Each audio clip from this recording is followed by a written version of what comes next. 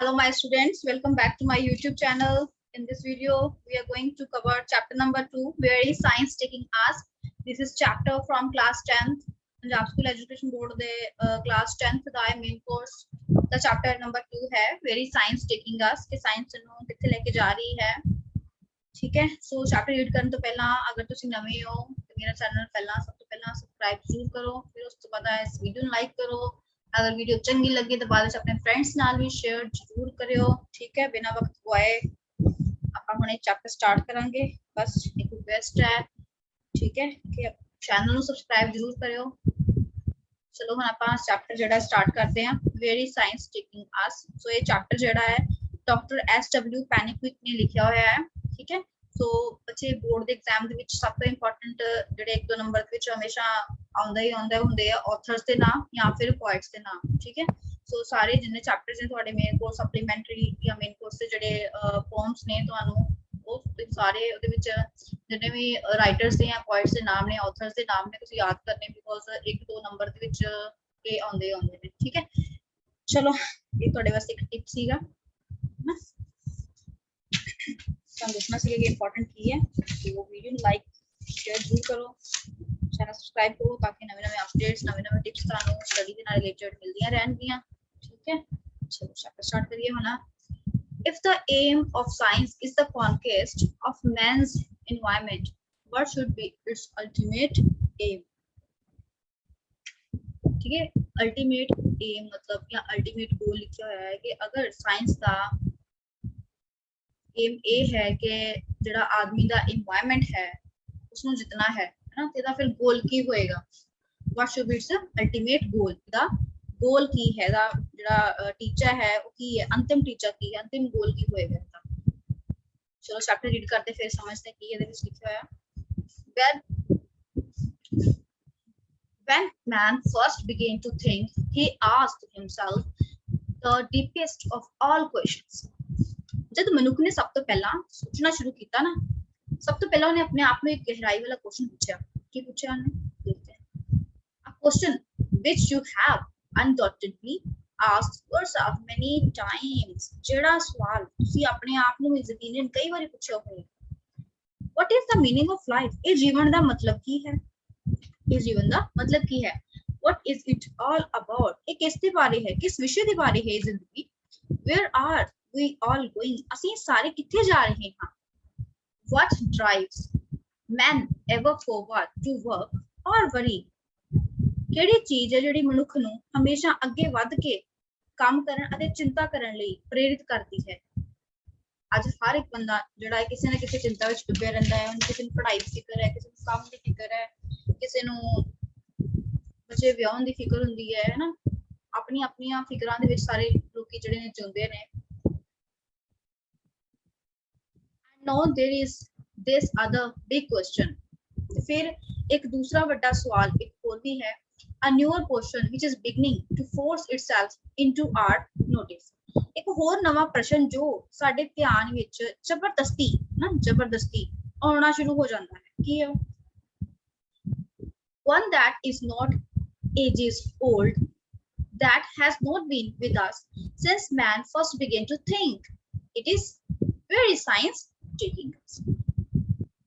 इस तरह का सवाल जो जुगा पुराना नहीं है, जो साडे कोल तदों तो नहीं है ਜਦੋਂ ਤੋਂ ਮਨੁੱਖ ਨੇ ਪਹਿਲੀ ਵਾਰ ਸੋਚਣਾ ਸ਼ੁਰੂ ਕੀਤਾ ਸੀਗਾ। ਇਹ ਪ੍ਰਸ਼ਨ ਕੀ ਹੈ? ਇਹ ਪ੍ਰਸ਼ਨ ਹੈ ਕਿ ਵੈਰੀ ਸਾਇੰਸ ਟੇਕਿੰਗ ਅਸ, ਕਿ ਸਾਇੰਸ ਸਾਨੂੰ ਵਿਗਿਆਨ ਸਾਨੂੰ ਕਿੱਥੇ ਤੱਕ ਲੈ ਕੇ ਜਾ ਰਿਹਾ ਹੈ।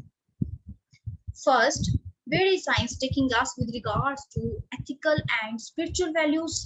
ਪਹਿਲੀ ਗੱਲ ਇਹ ਹੈ ਕਿ ਵਿਗਿਆਨ ਸਾਨੂੰ ਨੈਤਿਕ ਅਤੇ ਅਧਿਆਤਮਕ ਗੁਣਾਂ ਦੇ ਵਿਸ਼ੇ ਵਿੱਚ ਕਿੱਥੇ ਲੈ ਕੇ ਜਾ ਰਿਹਾ ਹੈ, ਕਿੱਥੇ ਲੈ ਕੇ ਜਾ ਰਿਹਾ ਹੈ। We know that what it is doing with regard to material things, or material things are its daily business, but what is it doing with regard to non-materialistic things?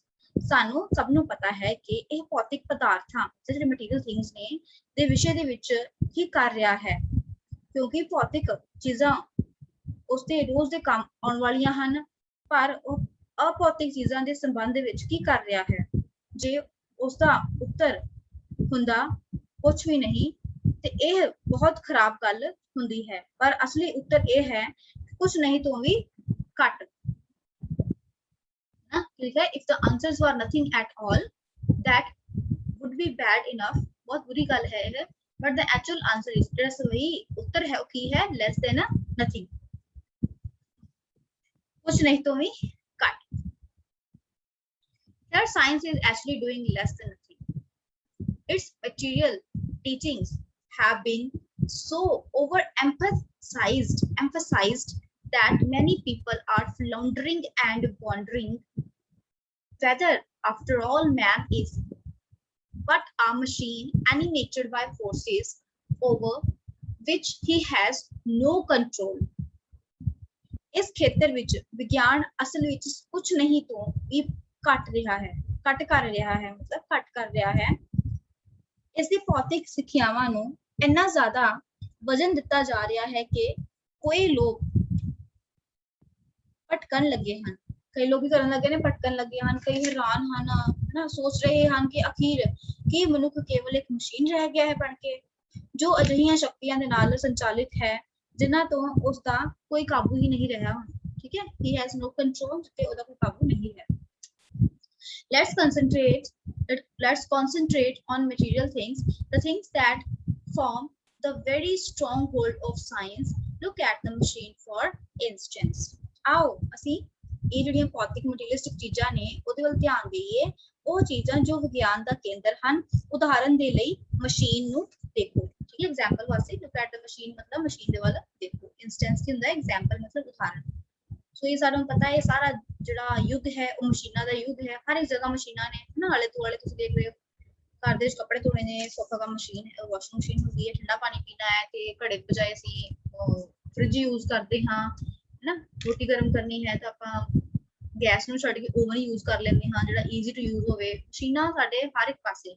This is the age of machines. ਇਹ ਜਿਹੜਾ ਯੁੱਗ ਹੈ ਉਹ ਮਸ਼ੀਨਾਂ ਦਾ ਹੈ।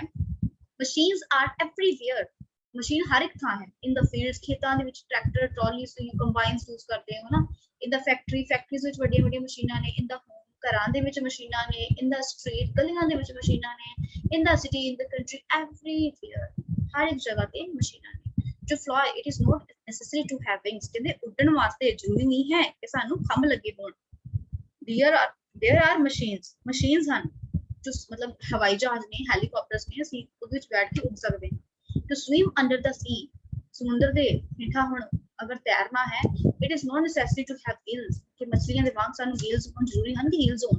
There are machines ਨੇ ਜਿਹਨਾਂ ਨਾਲ ਅਸੀਂ ਪਾਣੀ ਦੇ ਹੇਠਾਂ ਜਾ ਸਕਦੇ ਹਾਂ। To kill our fellow men in overwhelming numbers, मतलब बहुत ज़्यादा numbers ਦੇ ਵਿੱਚ ਅਗਰ ਆਪਣੇ ਦੁਸ਼ਮਣਾਂ ਨੂੰ ਆਪਾਂ ਮਾਰਨਾ ਹੈ ਤੇ guns ਨੇ, ਹੈ ਨਾ, cannons ਨੇ। There are machines. Petrol machines alone provide 10 times more power than all human beings in the world. तो ਸਭ ਤੋਂ ਕੀ ਲਿਖਿਆ ਦੇ ਵਿੱਚ ਕਿ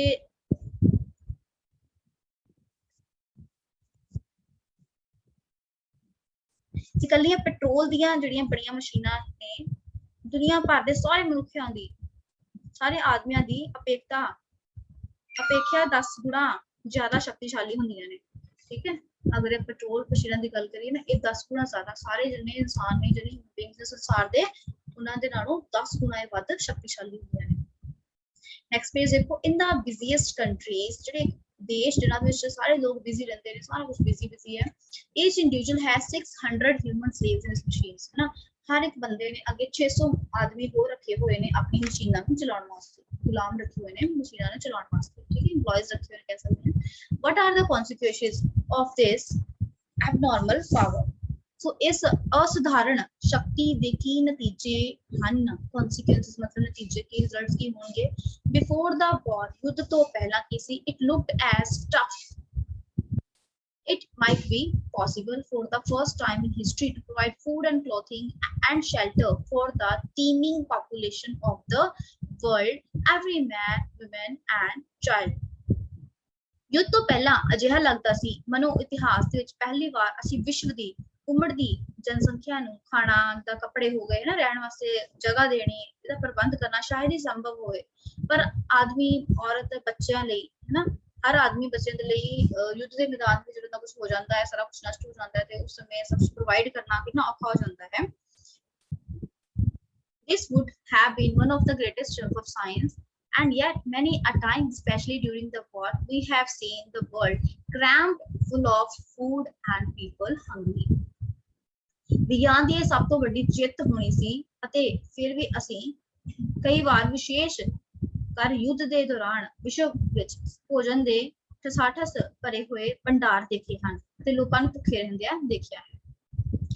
ਠੀਕ ਹੈ, ਲੋਕੀ ਕੀ ਕਰਦੇ ਨੇ, ਬਲੈਕ ਮਾਰਕੀਟਿੰਗ ਕਰ ਲੈਂਦੇ ਨੇ ਜਦੋਂ ਲੋੜ ਪੈਂਦੀ, ਜਿੱਦਾਂ ਹੁਣ ਵੀ ਕੋਵਿਡ ਦੇ ਟਾਈਮ ਤੇ ਕੀ ਹੋ ਰਿਹਾ ਹੈ ਕਿ ਇੰਨਾ ਸਮਾਨ ਬਚਿਆ ਹੋਇਆ ਸੀਗਾ, ਲੋਕਾਂ ਨੇ ਯੂਜ਼ ਘੱਟ ਕੀਤਾ ਨਾ, ਫਿਰ ਵੀ ਇੱਕ ਬਹਾਨਾ ਹੈ ਕਿ ਪਿੱਛੋਂ ਚੀਜ਼ਾਂ ਨਹੀਂ ਆ ਰਹੀਆਂ ਤੇ ਮਹਿੰਗਾਈ ਇੰਨੀ ਜ਼ਿਆਦਾ ਕਰ ਦਿੱਤੀ ਹੋਈ ਹੈ, ਪੈਟਰੋਲ ਇੰਨਾ ਮਹਿੰਗਾ ਹੈ। ਠੀਕ ਹੈ, ਹਰ ਇੱਕ ਚੀਜ਼ ਮਤਲਬ ਮਹਿੰਗਾਈ ਵੱਧਦੀ ਜਾ ਰਹੀ ਹੈ। ਕਾਰਨ ਸਿਰਫ ਇਹ ਹੈ ਕਿ ਕੋਵਿਡ ਦੇ ਕਾਰਨ ਚੀਜ਼ਾਂ ਪਿੱਛੋਂ ਨਹੀਂ ਆ ਰਹੀਆਂ ਹੈਗੀਆਂ, ਹੈ ਨਾ।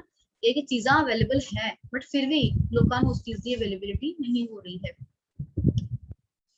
For that's the way of science and the machine age. Science produces the goods, it makes the goods, and but has no control over the consequences. क्योंकि यही तरीका है विज्ञान ते मशीनी युग ਦਾ। ਵਿਗਿਆਨ ਚੀਜ਼ਾਂ ਦਾ ਉਤਪਾਦਨ ਕਰਦਾ ਹੈ। ਸਾਨੂੰ ਸਾਰਿਆਂ ਨੂੰ ਪਤਾ ਵਿਗਿਆਨ ਕਿੰਨੀਆਂ ਕੁ ਚੀਜ਼ਾਂ ਨੇ, ਕਿੰਨੀਆਂ ਮਸ਼ੀਨਸ ਦੇ ਨਾਲ ਚੀਜ਼ਾਂ ਨੂੰ ਅਵੇਲੇਬਲ ਕਰਵਾ ਰਿਹਾ, ਸਾਨੂੰ ਪ੍ਰੋਡਿਊਸ ਕਰ ਰਿਹਾ ਹੈ, ਮੈਨੂਫੈਕਚਰ ਕਰ ਰਿਹਾ ਹੈ। ਉਹ ਚੀਜ਼ਾਂ ਬਣਾਉਂਦਾ ਹੈ ਪਰ ਨਤੀਜਿਆਂ ਤੇ ਉਸਦਾ ਕੋਈ ਕਾਬੂ ਨਹੀਂ ਹੈ। ਠੀਕ ਹੈ, ਉਹਨਾਂ ਦਾ ਕੰਮ ਚੀਜ਼ਾਂ ਬਣਾਉਣਾ ਹੈ ਮਸ਼ੀਨਾਂ ਦਾ, ਪਰ ਉਹਦੇ ਕੀ ਰਿਜ਼ਲਟਸ ਆਉਂਦੇ ਨੇ, ਉਹਨਾਂ ਚੀਜ਼ਾਂ ਨੂੰ ਬਣਾਉਣ ਮਗਰੋਂ ਕੀ ਰਿਜ਼ਲਟਸ ਹੁੰਦੇ ਨੇ, ਉਹਦੇ ਉੱਤੇ ਕੋਈ ਵੀ ਕੰਟਰੋਲ ਜਿਹੜਾ ਹੈ ਉਹ ਨਹੀਂ ਹੈ। ठीक है, नेक्स्ट पैराग्राफ पढ़ते हैं। The machine's age, machine age give us year by year more hours of year, but it fails to teach us how to use them. ਕਹਿੰਦੇ ਮਸ਼ੀਨ ਦੇ ਯੁੱਗ ਨੇ ਸਾਨੂੰ ਹੁਣ ਜਿੱਦਾਂ ਸਾਲ ਬੀਤੇ ਜਾ ਰਹੇ ਨਾ, ਮਤਲਬ ਜ਼ਿਆਦਾ ਘੰਟੇ ਸਾਨੂੰ ਆਰਾਮ ਮਿਲ ਰਿਹਾ। ਜਿੱਦਾਂ ਪਹਿਲਾਂ ਔਰਤਾਂ ਚੱਕੀ ਦੇ ਉੱਤੇ ਆਟਾ, ਜਿਹੜੀਆਂ ਅਸੀਂ ਖੁਦ ਚੱਕੀ ਘਰੇ ਹੁੰਦੀ ਸੀ, ਉਹ ਆਟਾ ਜਿਹੜੀਆਂ ਅਸੀਂ ਪਿਸਦੀਆਂ ਸੀਗੀਆਂ ਨਾ, ਮਸਾਲੇ ਘਰੇ ਪਿਸਦੇ ਸੀ। ਮਸ਼ੀਨਸ ਆ ਗਈਆਂ ਨੇ, ਮਸ਼ੀਨਾਂ ਵਿੱਚ ਮਸਾਲੇ, ਆਟਾ ਤਾਂ ਦੂਜੀ ਗੱਲ ਹੈ ਕਿ ਮਸ਼ੀਨ ਵਿੱਚ ਆਟੇ ਵੀ ਪਿਸ ਜਾਂਦੇ ਨੇ, ਕੱਪੜੇ ਧੁਲ ਜਾਂਦੇ ਨੇ ਮਸ਼ੀਨਾਂ ਨੂੰ ਯੂਜ਼ ਕਰਕੇ, ਹੈ ਨਾ। ਤੇ ਇਹ ਸਭ ਚੀਜ਼ਾਂ ਜਿਹੜੀਆਂ ਨੇ, ਜਿੱਦਾਂ ਟਾਈਮ ਬੀਤਦਾ ਜਾ ਰਿਹਾ, ਜਿੱਦਾਂ ਸਾਲ ਬੀਤਦੇ ਜਾ ਰਹੇ ਨੇ, ਆਦਮੀ ਨੂੰ ਹੋਰ ਜ਼ਿਆਦਾ ਘੰਟੇ ਜਿਹੜੇ ਆਰਾਮ ਦੇ ਨੂੰ ਵੱਧਦੇ ਜਾ ਰਹੇ ਨੇ, but it fails to teach us how to use them, ਹੈ ਨਾ। ਬਟ ਇਹ ਸਾਨੂੰ ਕਹਿੰਦੇ ਆਪਾਂ ਸਿਖਾਉਣਾ ਸਾਨੂੰ ਹਾਰ ਚੁੱਕਿਆ ਹੈ ਇਹਦੇ ਵਿੱਚ ਕਿ ਕਿੱਦਾਂ ਇਹਨਾਂ ਨੂੰ ਵਰਤਣਾ ਹੈ। It gives us mechanical habit of mind and represses the spirit of the adventure, except along machine made lines. ਇਹ ਸਾਡੇ ਦਿਮਾਗ ਨੂੰ ਇੱਕ ਮਸ਼ੀਨ ਜਿਹੀ ਆਦਤਾਂ ਪ੍ਰਦਾਨ ਕਰ ਦਿੰਦਾ ਹੈ ਅਤੇ ਸਾਹਸੀ ਭਾਵਨਾ ਨੂੰ ਦਬਾ ਦਿੰਦਾ ਹੈ। ਮਸ਼ੀਨੀ ਢੰਗ ਨਾਲ ਕੰਮ ਕਰਨ ਤੋਂ ਇਲਾਵਾ ਬਾਕੀ ਸਾਰੀ ਭਾਵਨਾਵਾਂ ਨੂੰ ਵੀ ਕਰ ਦਿੰਦਾ ਹੈ। We will need all our creative powers to think our way out of the social problems which science has created for us. ठीक है, तो ਸਾਨੂੰ ਆਪਣੀਆਂ ਸਿਰਜਣਾਤਮਕ ਸ਼ਕਤੀਆਂ ਦਾ ਪ੍ਰਯੋਗ ਕਰਦੇ ਹੋਏ ਸੋਚਣਾ ਹੋਵੇਗਾ ਕਿ ਅਸੀਂ ਉਹਨਾਂ ਸਮਾਜਿਕ ਸਮੱਸਿਆਵਾਂ ਤੋਂ ਕਿਸ ਤਰ੍ਹਾਂ ਬਾਹਰ ਨਿਕਲ ਸਕਦੇ ਹਾਂ, ਕਿੱਦਾਂ ਉਹਨਾਂ ਪ੍ਰੋਬਲਮਸ ਵਿੱਚੋਂ ਨਿਕਲ ਸਕਦੇ ਹਾਂ ਤੇ ਵਿਗਿਆਨ ਨੇ ਸਾਡੇ ਲਈ ਪੈਦਾ ਕਰ ਜੋ ਦਿੱਤੀਆਂ ਹਨ, ਅਸੀਂ ਉਹਨਾਂ ਮੁਸ਼ਕਿਲਾਂ ਦੇ ਵਿੱਚੋਂ ਕਿੱਦਾਂ ਨਿਕਲ ਸਕਦੇ ਹਾਂ। ਅੱਜ ਕੱਲ੍ਹ ਮੋਬਾਈਲ ਫੋਨ ਲੈ ਲਓ, ਠੀਕ ਹੈ, ਮੋਬਾਈਲ ਫੋਨ ਪਹਿਲਾਂ ਟੀਚਰਸ ਬੱਚਿਆਂ ਨੂੰ ਕਹਿੰਦੇ ਸੀ ਕਿ ਮੋਬਾਈਲ ਫੋਨ ਯੂਜ਼ ਨਹੀਂ ਕਰਨਾ, ਤੁਹਾਡੀ ਆਈ ਸਾਈਟ ਤੇ ਫਰਕ ਪਏਗਾ, ਤੁਹਾਨੂੰ ਗਲਤ ਆਦਤਾਂ ਪੈਣਗੀਆਂ। ਬਟ ਆਨਲਾਈਨ ਟੀਚਿੰਗ ਦੇ ਨਾਲ ਖੁਦ ਤੁਹਾਨੂੰ ਕਹਿਣਾ ਪੈ ਰਿਹਾ ਹੈ ਕਿ ਮੋਬਾਈਲ ਫੋਨ ਯੂਜ਼ ਕਰੋ। ਮੋਬਾਈਲ ਫੋਨ ਪੇਰੈਂਟਸ ਨੂੰ ਕਹਿਣਾ ਪੈ ਰਿਹਾ ਹੈ ਕਿ ਬੱਚੇ ਨੂੰ ਲੈ ਕੇ ਦਿਓ, ਬਟ ਇਹ ਬੱਚਿਆਂ ਦੇ ਉੱਤੇ ਹੈ ਕਿ ਤੁਸੀਂ ਇਸ ਨੂੰ ਕਿਸ ਤਰ੍ਹਾਂ ਯੂਜ਼ ਕਰ ਰਹੇ ਹੋ, ਇਹਦਾ ਮਿਸਯੂਜ਼ ਕਰ ਰਹੇ ਹੋ ਜਾਂ ਇਹਨੂੰ ਅੱਛੇ ਤਰੀਕੇ ਦੇ ਨਾਲ ਯੂਜ਼ ਕਰ ਰਹੇ ਹੋ। ਠੀਕ ਹੈ, so next paragraph, it is science that has given us the unexpected redistribution of the age groups. Almost every year some modern drugs add a little more to the average span of life until the upper group is overcrowded.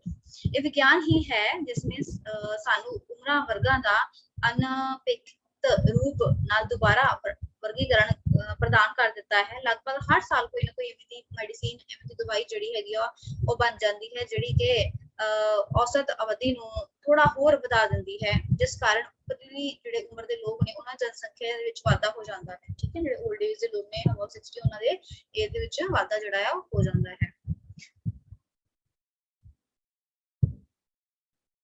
In the United States, for instance, example is the United States which here there are already 9 million people over the age of 60. 9 million लोग ने ਜਿਹੜੇ ਕਿ 60 ਸਾਲ ਤੋਂ ਉੱਪਰ ਹਨ। This talk was delivered around the 1950s. 1950 ਦੇ ਵਿੱਚ ਇਹ ਇੱਕ ਸਪੀਚ ਦੇ ਵਿੱਚ ਕਿਹਾ ਗਿਆ ਸੀ, ਦੱਸਿਆ ਗਿਆ ਸੀ in 15 years time, this number will reach the astonishing figure of 45 billion. Who is to keep them? It will need some readjustment. So 15 ਸਾਲਾਂ ਵਿੱਚ ਇਹ ਸੰਖਿਆ ਜਿਹੜੀ ਹੈ ਹੈਰਾਨੀਜਨਕ ਰੂਪ ਨਾਲ 4.5 ਕਰੋੜ ਦੀ ਸੰਖਿਆ ਤੱਕ ਪਹੁੰਚ ਚੁੱਕੀ ਹੈ, ਪਹੁੰਚ ਜਾਵੇਗੀ। ਉਸ ਸਪੀਚ ਵਿੱਚ ਇਹ ਬੋਲਿਆ ਗਿਆ ਸੀਗਾ ਕਿ ਇੰਨੀ ਹੋ ਜਾਵੇਗੀ। ਉਹਨਾਂ ਦਾ ਪਾਲਣ ਪੋਸ਼ਣ ਕੌਣ ਕਰੇਗਾ? ਉਹਨਾਂ ਲੋਕਾਂ ਦਾ ਇਸ ਦੇ ਲਈ ਕੁਝ ਨਵੇਂ ਪ੍ਰਬੰਧ ਕਰਨ ਦੀ ਜ਼ਰੂਰਤ ਜਿਹੜੀ ਆ ਉਹ ਪਵੇਗੀ।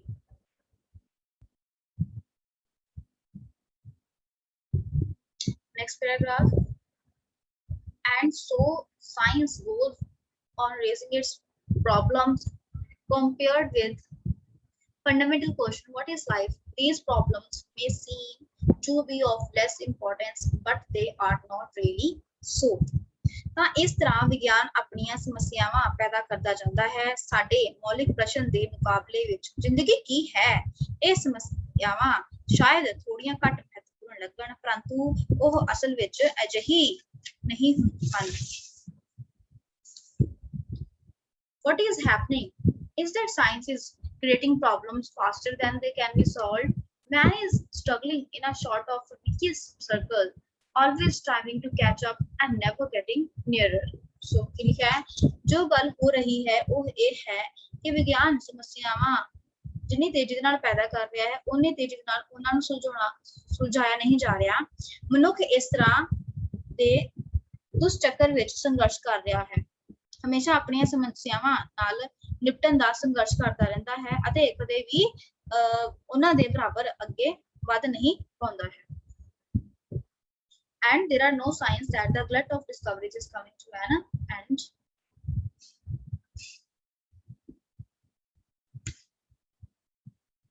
What is a worst example?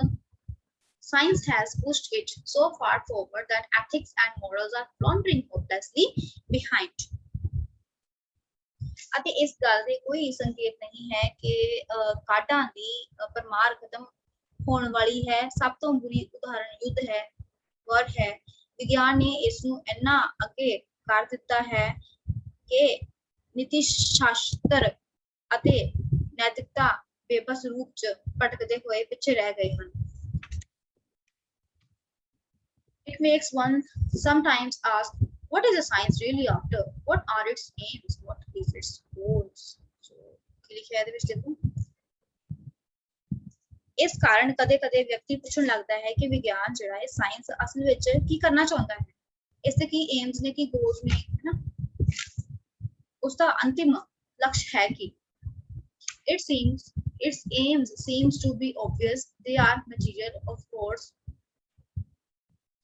One aim is the complete understanding, indeed the conquest of man's environment, the conquest of everything material, big or small, bringing all powers within man's reach. ਇਸ ਦੇ ਜਿਹੜੇ AIIMS ਨੇ ਸਪਸ਼ਟ ਲੱਗਦੇ ਨੇ, ਉਹ ਨਿਰਸੰਦੇਹ ਭੌਤਿਕ ਹਨ। ਇੱਕ ਟੀਚਾ ਹੈ, ਇੱਕ ਏਮ ਹੈ ਕਿ ਪੂਰੀ ਸਮਝ ਅਸਲ ਵਿੱਚ ਜਿੱਤ, ਇਨਸਾਨ ਦੀ ਉਸਦੇ ਵਾਤਾਵਰਣ ਤੇ ਜਿੱਤ, ਹਰੇਕ ਭੌਤਿਕ ਚੀਜ਼ਾਂ ਦੀ ਜਿੱਤ, ਵੱਡੀ ਹੋਵੇ ਜਾਂ ਛੋਟੀ ਹੋਵੇ, ਸਾਰੀਆਂ ਸ਼ਕਤੀਆਂ ਮਨੁੱਖ ਦੀ ਪਹੁੰਚ ਦੇ ਅੰਦਰ ਲੈ ਕੇ ਆਉਣਾ। Other aim is the understanding of all the mysteries that lie within the human body. ठीक है, so दूसरा टीचा की है कि आदमी दे अंदर की है, शरीर दे अंदर के मनुष्य दे उसनु समझना, उसके रहस्य ਨੂੰ समझना है।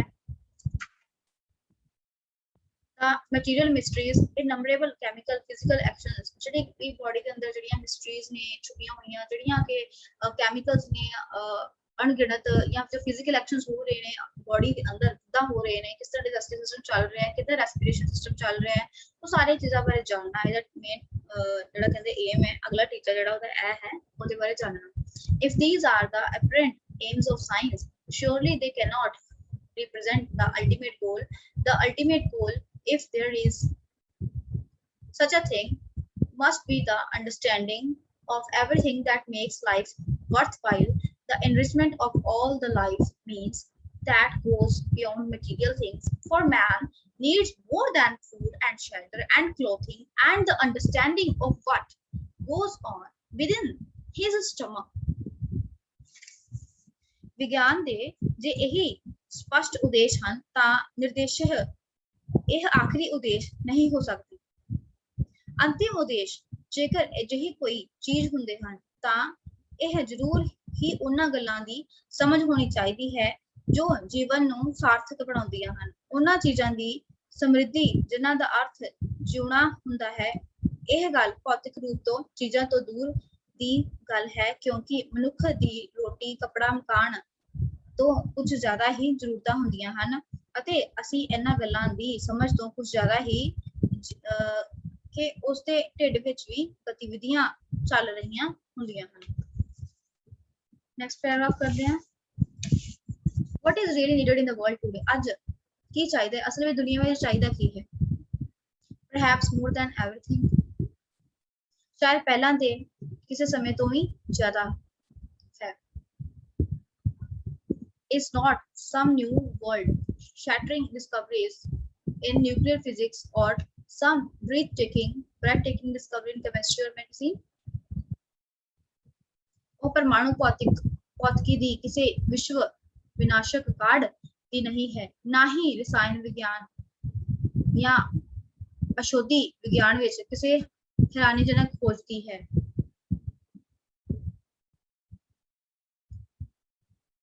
The advance for which the world is waiting beyond any doubt is a small advance, a slight advance in charity, in understanding, forbearance, tolerance, justice, and mercy. That is what the world is waiting for and waiting rather anxiously. ਉਹ ਉન્નਤੀ ਜਿਸਦਾ ਸੰਸਾਰ ਇੰਤਜ਼ਾਰ ਕਰ ਰਹੀ ਹੈ ਕੀ ਹੈ? ਉਹ ਨਿਰਦੇਸ਼ ਹੈ, ਇੱਕ ਛੋਟੀ ਜਿਹੀ ਉન્નਤੀ ਹੈ, ਸਿਰਫ ਥੋੜੀ ਜਿਹੀ ਉન્નਤੀ ਦਾਨਸ਼ੀਲਤਾ ਦੀ, ਸਮਝ, ਧੀਰਜ ਦੀ, ਸਹਿਨਸ਼ੀਲਤਾ ਦੀ, ਨਿਆਂ ਦੀ ਅਤੇ ਦਇਆ ਭਾਵਨਾ ਵਿੱਚ ਹੁੰਦੀ ਹੈ ਕਿ ਲੋਕਾਂ ਨੂੰ ਸਾਰੀ ਕੁਆਲਿਟੀਜ਼ ਅੰਦਰ ਲੈ ਕੇ ਆਉਣੀ ਚਾਹੀਦੀਆਂ ਹਨ। ਇਹੀ ਚੀਜ਼ ਹੈ ਜਿਸ ਦਾ ਇੰਤਜ਼ਾਰ ਦੁਨੀਆ ਭਰ ਹੋ ਰਹੀ, ਦੁਨੀਆ ਵਿੱਚ ਹਰ ਹੈ ਅਤੇ ਉਹ ਬਹੁਤ ਉਤਸੁਕਤਾ ਨਾਲ ਹੈ। ਇਸ ਦਾ ਇੰਤਜ਼ਾਰ ਬਹੁਤ ਜ਼ਿਆਦਾ ਉਤਸੁਕਤਾ ਨਾਲ ਹੈ ਇਹਨਾਂ ਸਭ ਚੀਜ਼ਾਂ ਦਾ। But charity, tolerance, forbearance, and understanding of one another are non-material things, non-material matters, and in non-material things, in the simplest social things, science has been helpless. It cannot even help us to distinguish good from evil. परंतु दानशीलता, सहनशीलता ਤੇ ਹੌਸਲਾ ਅਤੇ ਇੱਕ ਦੂਸਰੇ ਦੀ ਸਮਝ ਰੱਖਣਾ ਅਭੌਤਿਕ ਚੀਜ਼ਾਂ ਹਨ ਅਤੇ ਅਭੌਤਿਕ ਚੀਜ਼ਾਂ ਦੇ ਵਿਸ਼ੇ ਵਿੱਚ ਸਭ ਤੋਂ ਸਧਾਰਨ ਸਮਾਜਿਕ ਚੀਜ਼ਾਂ ਦੇ ਸੰਬੰਧ ਵਿੱਚ ਵਿਗਿਆਨ ਅਸਹਾਈ ਹੈ। ਵਿਗਿਆਨ ਸਾਡੀ ਕੋਈ ਹੈਲਪ ਵਿੱਚ ਨਹੀਂ ਕਰ ਸਕਦਾ ਹੈ। ਉਹਦਾ ਕੰਮ ਸਿਰਫ ਚੀਜ਼ਾਂ ਨੂੰ ਬਣਾਉਣਾ ਹੈ, ਉਹਦਾ ਚੀਜ਼ਾਂ ਉੱਤੇ ਕੰਟਰੋਲ ਨਹੀਂ ਹੈ। ਇਹ ਤਾਂ ਬੁਰਾਈ ਚੰਗਿਆਈ ਵਿੱਚ ਅੰਤਰ ਕਰਨਾ ਵੀ ਨਹੀਂ ਜਾਣਦੀ ਹੈ। ਠੀਕ ਹੈ, ਬਿਲਕੁਲ ਸਮਝ ਨਹੀਂ ਹੈ ਕਿ ਸਾਡੀ ਬਿਲਕੁਲ ਮਦਦ ਨਹੀਂ ਕਰ ਸਕਦੀ ਕਿ ਇਹ ਚੰਗੀ ਚੀਜ਼ ਹੈ, ਬੁਰੀ ਚੀਜ਼ ਹੈ। Maybe this will not always be so. Who knows?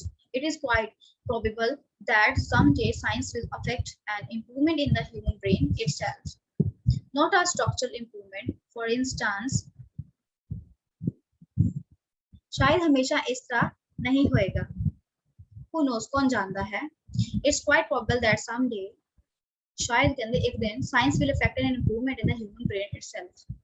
विज्ञान किसी दिन इंसानी दिमाग में सुधार ले आवे शायद।